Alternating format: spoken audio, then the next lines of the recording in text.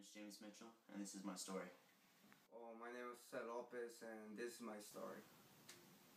Hi, my name's Todd Clark, and this is for Psych 101. This is my take on post-analytic theory. So, my story is, my dad was super religious, just hardcore. He had a favorite kid, and so it always made me have to fight. I was super competitive my whole life. And it just, between me and my little sister, which was horrible, but it was just competition all the time for his affection, and it just never worked. I ended up being the unfavored child, and so it just made me a complete asshole for the most time of my life. Just complete, didn't care about no one's feelings, just did everything on my own, and that my defense was just suck it up and then deal with it later, but I just never dealt with it. And then it just, a defense mechanism was just anytime anyone would bring anything up about my past or call me like my dad, just get pissed, immediately start fights with anybody. You know, I tried to show everyone that I was the best when I didn't have to. I just had the little dog syndrome.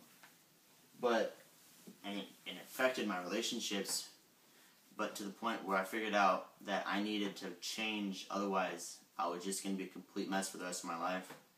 And doing that, I learned not to get pissed off at people all the time, and just deal with my emotions when they came across, and not, I mean, there's still some things that my dad's thrown into me, like men don't cry.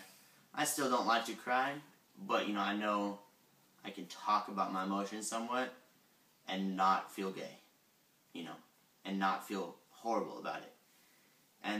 But it's made me better, and I can actually have a girlfriend or a relationship last a while, not be it end in like 2 weeks. So the change from being an asshole all the time to being who I am today is a lot to do with how I was raised and what happened in my life. And it's just, your past makes you who you are.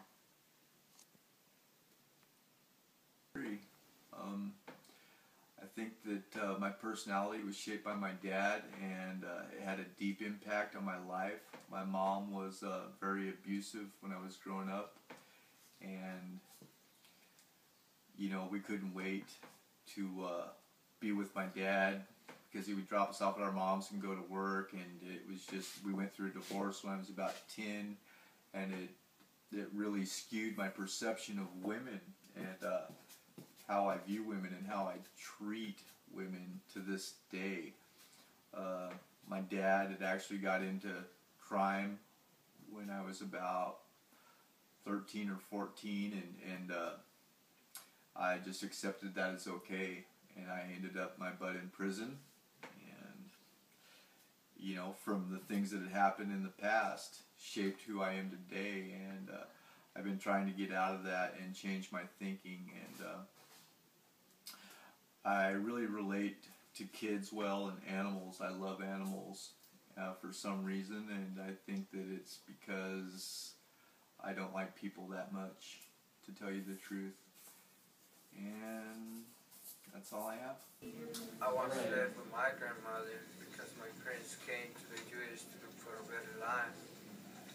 In my grandma's house, I wasn't the only kid, but always two whose parents came to the U.S. for the same reason.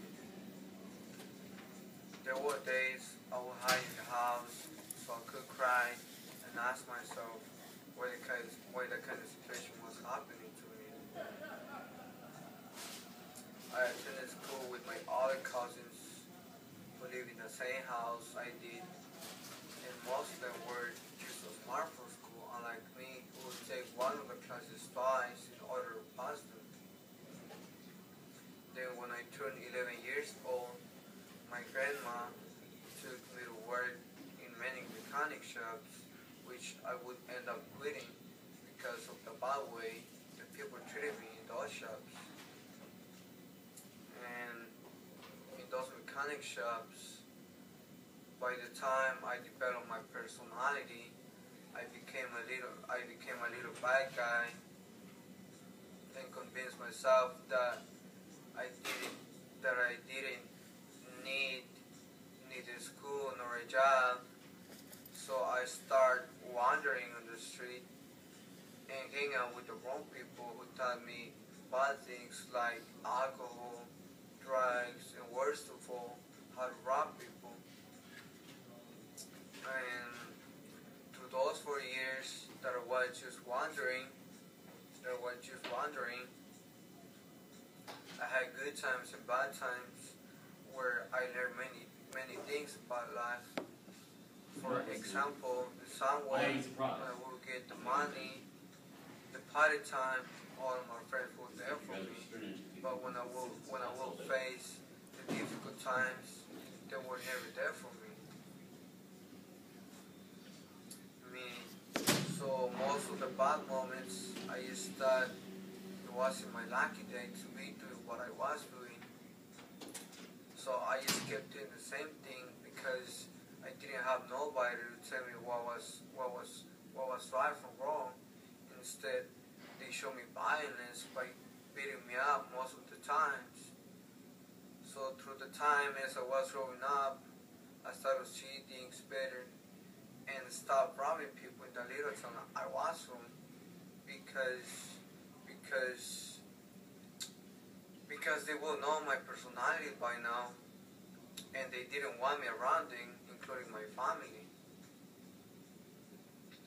Since I realized that my own family didn't want me in this world, I got here in Hillsborough, Oregon, and my life has changed.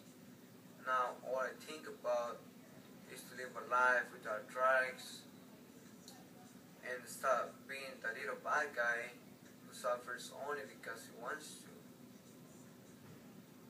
And be aware of not doing the same mistakes again. So as the book says, I better put to work that internal struggle between two or more conflicting needs that shape my personality like they're supposed to.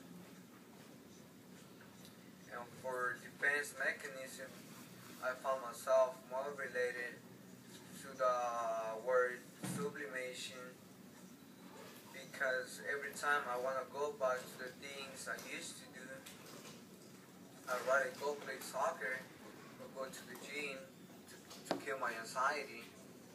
The other one is reaction formation, for the fact that every time my mom gets close to me to give me a hug or a kiss on the cheek or to show me some love,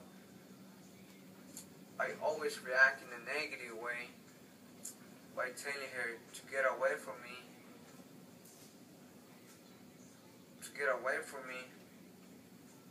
which hurts her feelings. But now that I know about these mechanisms, I'm just gonna try to avoid them. Yeah. So